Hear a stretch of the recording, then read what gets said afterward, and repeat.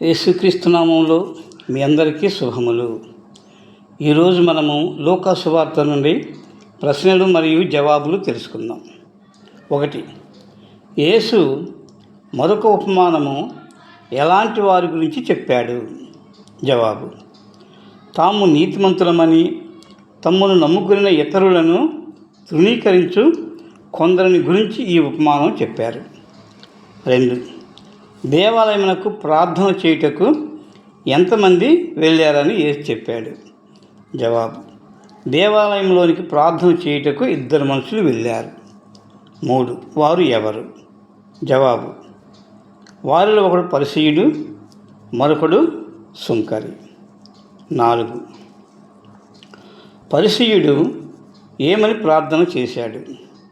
జవాబు: పరిసయ్యుడు దేవాలయంలో నిలబడి, నేను చోరులను, అన్యాయస్తులను, వ్యభిచారులు అయిన ఇతర మనుషుల వలనైనను ఈ సుంకరి వలనైనను ఉండనందుకు మీకు కృతజ్ఞతాస్తుతులు చెల్లించుచున్నానని ప్రార్థన చేశాడు.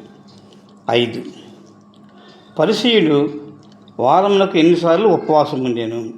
జవాబు: పరిసయ్యుడు వారమునకు 2 సార్లు ఉపవాసం ఉండెను. 6. పరిసయ్యుడు తన సంపాదనలో ఎంత భాగము దేవునికి చెల్లించుచున్నాడు? జవాబు: పరిసయ్యుడు తన సంపాదనలో 10వ భాగము దేవునికి చెల్లించుచున్నాడు. 7. సుంకరి ఏ విధంగా ప్రార్థన చేశాడు? జవాబు: సుంకరి తాను దేవాలయమునకు దూరముగా నిలువబడి ఆకాశం వైపు కన్నులెత్తుటకైనను ధైర్యం చాలక రొమ్ము కొట్టుకొనుచు, దేవా, పాపినైన నన్ను కరుణించమని వేడుకొనెను. 8. పరిసయ్యుడు, సుంకరి వీరిద్దరిలో ఎవరు నీతిమంతునిగా తీర్చబడి వారి ఇళ్లకు వెళ్ళాను?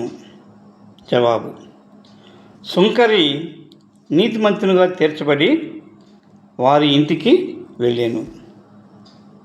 9. యేసుక్రీస్తు వారు పై ఉపమానం చెప్పి చివరలో చెప్పిన నీతి ఏమిటి? జవాబు: తన్ను తాను హెచ్చించుకునేవాడు తగ్గించబడును, తన్ను తాను తగ్గించుకునేవాడు హెచ్చింపబడును అని చెప్పాను. 10. యేసు శిష్యులు ఎవరిని గద్దించెను? జవాబు: తమ శిశువులను ముట్టవలనని కొందరు యేసు వద్దకు శిశువులను తీసుకుని రాగా యేసు శిష్యులు అది చూసి శిశువులను తీసుకుని వచ్చిన వారిని గద్దించెను. 11. యేసు చిన్నపిల్లలను చూచి ఏమన్నారు? జవాబు: యేసు చిన్నపిల్లలను చూచి వారిని తన యొద్దకు పిలిచి, చిన్న బిడ్డలను ఆటంకపరచకుడి, వారిని నా యొద్దకు రానియుడి, దేవుని రాజ్యం ఇలాంటి వారిది అని యేసు అన్నారు. 12. ఎవరిని అంగీకరించని వాడు దేవుని రాజ్యంలో ప్రవేశింపడు. జవాబు: చిన్న బిడ్డల వలె మనస్తత్వము గలవారిని అంగీకరింపని వాడు దేవుని రాజ్యంలో ఎంతమాత్రము ప్రవేశింపడని మీతో నిశ్చయముగా చెప్పుచున్నానని యేసు చెప్పాను.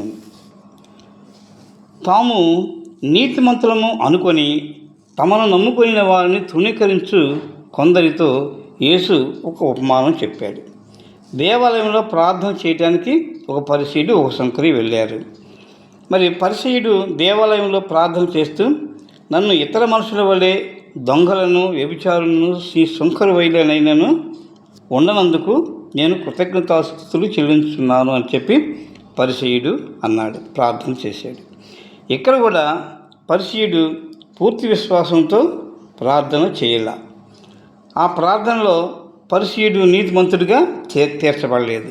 అయితే సుంకరి దేవాలయమునకు దూరంగా నిలవబడి తల ఎత్తి దేవాలయం వైపును చూసినకు కూడా ధైర్యం చాలక రొమ్ము కొట్టుకొనుచు, దేవా, పాపినైన నన్ను కరుణించమని ఎంతో దీనంగా సుంకరి దేవుని స్తుతించాడు. పరిసయ్యుని కంటే సుంకరి నీతిమంతుడిగా తీర్చబడి ఇంటికి వెళ్ళాడు. చివరకు ఒక నీతి వాక్యం యేసు చెప్పారు: తనను తాను హెచ్చించుకునేవాడు తగ్గించబడును, తనను తాను తగ్గించుకునేవాడు హెచ్చింపబడును అని యేసు మంచి సూక్తి చెప్పాడు. తర్వాత దేవుని రాజ్యం గురించి చెప్తూ చిన్న పిల్లల వల్ల తగ్గించుకొని కుట్ర, కుతంత్రము, గర్వము, అసూయలు లాంటివి లేనివాడు పరలోక రాజ్యంలో చేరతాడు అని చెప్పాడు. చిన్న బిడ్డల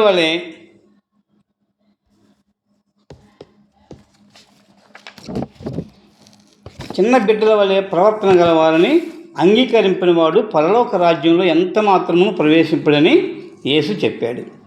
గలతీ 5:19 వ్రాయబడిన ప్రకారము శరీర కార్యములు చేయువారు దేవుని రాజ్యంలో చేరలేరు. శరీర కార్యాలు ఏవంటే 1 జారత్వము, 2 కాముకత్వము, 3 అపవిత్రత, 4 విగ్రహారాధన, 5 అభిచారము, 6 ద్వేషములు, 7 క్రోధములు, 8 కలహములు, 9 మత్సరము, 10 కక్షలు, 11 భేదములు, 12 విమతములు, 13 అసూయలు, 14 మత్తతలు, 15 అల్లరితో కూడినటువంటి ఆటపాటలు. ఇవి శరీర కార్యాలు. వీటిని చేయవారు దేవుని రాజ్యంలో చేరరు. మరి ఆత్మఫలం గలవారు దేవుని రాజ్యంలో చేరతారు. చిన్న బిడ్డల వలె స్వభావం కలిగిన వారు దేవుని రాజ్యంలో చేరగలుగుతారు. ఆత్మఫలం కలిగిన వారు చేరగలుగుతారు. ఆత్మఫలం ఏమంటే 1 ప్రేమ, 2 సంతోషము, 3 సమాధానము, 4 దీర్ఘశాంతము, 5 దయాళుత్వము, 6 మంచితనము, 7 విశ్వాసము, 8 సాత్వికము, 9 ఆశా నిగ్రహము. ఇవి కలిగిన వారు చిన్న బిడ్డల వలె మంచి మనస్తత్వము కలిగిన వారు. వీరికి దేవుని రాజ్యంలో చోటు ఉంటుంది. Thank you.